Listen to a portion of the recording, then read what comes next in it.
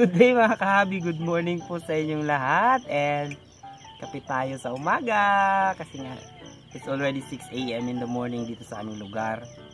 And ayan, sana nyo ang mga bundok. Saka maririnig pa yung mga ingay ng mga kuliglig kasi nga medyo maaga pa talaga, alas 6 ng umaga.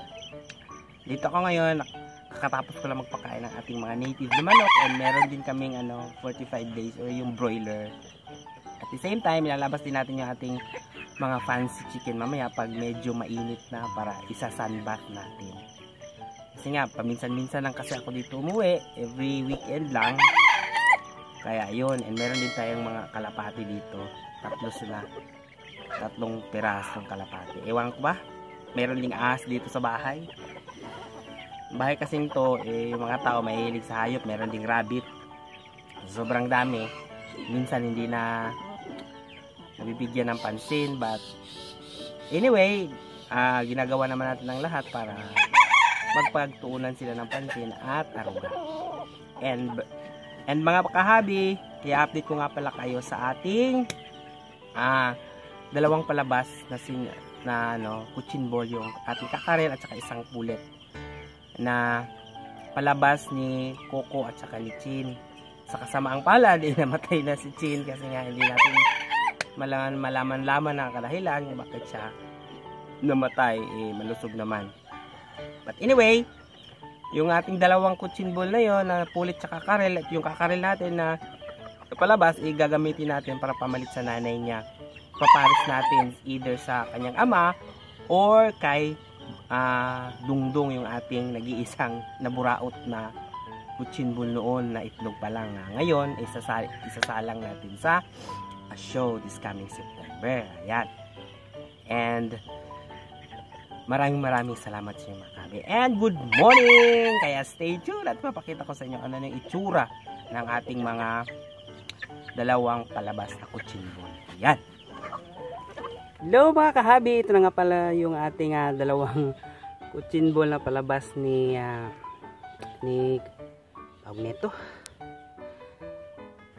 Chin at saka ni Coco, yung anak nila dalawa.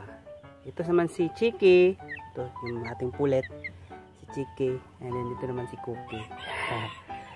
Ito naman si Cookie, same, nauna lang to siya lumabas, siguro mga more than 1 week na napisa. And sinundan din ito mga huli kasi itong napisa kasi iba kasi yung yung foster parents, saka ito rin iba rin yung naging foster parents nito, kaya mas nauna ito siyang lumabas mga 1 week mahigit at ito naman siya sumunod na napisa, kaya hindi sila magkapareha ng laki. Ayan. Si Chiki, and then dito si Cookie. Ito yung gagamitin nating pamalit sa nanay niya na gagawin din nating breeder soon kasi maliit pa naman ito. Di ba ito pwede? Papares natin to sa tatay niya or yung kay Dungdung na ating kulay red na kuchinbol na isasali natin sa show. Diba? Malaki na. Siguro na ito nasa mga 3 months na. Magti 3 months. Ito naman sobra 2 months. Kasi hindi sila sabay na napisa. Kaya mas malaki yung isa. Ayan sila guys. Diba? Ang cute. Cute lang tignan. Isang bulik tsaka yung isa naman na hindi yan tawag na bulik. Maganda din yung ganyang kulay. Yung puti niya sa may liigan lang tsaka sa dibdib. Ayan, di ba? Si Cookie and Chiki. Ayan. Ang cute nilang dalawa guys, di ba? Soon magiging rin yan si Chiki, gawin nating breeder. And then si Cookie naman, wala. Pet lang natin dito kasi hindi naman siya pwede gawing pamaris sa kapatid niya kasi magiging pangit yung kinalabasan nun. Hindi siya pwedeng iparis sa kapatid. Yan yung rule sa pagmamanok ng mga fancy. Yung iba nag-experiment, pinagpapares, yun nga lang may 100% or 99% na magkaroon ng mga problema yung mga pasisiw, nagiging abnormal yung mga mga anak. Kaya ayan, ito yung nagustuhan ko talaga to, si Chiki, kasi yung kulay niya.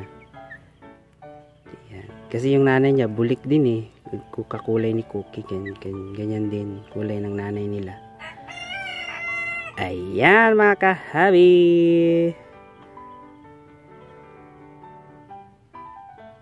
si Chiki, ayan si Chiki, and then si Cookie, diba?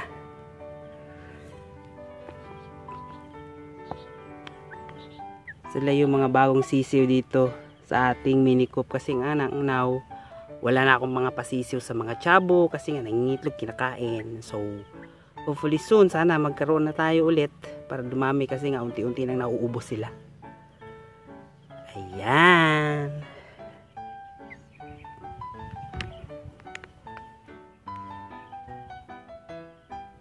At ayan mga kahabi, sana kapulutan nyo yung kaunting kaalaman at saya yung ating mini vlog this morning. And ini-enjoy ko rin po this morning yung ganda ng panahon, tsaka yung ganda ng tanawin sa likod, di ba may bundok? Oh, iba talaga pag pag malayo ka sa syudad.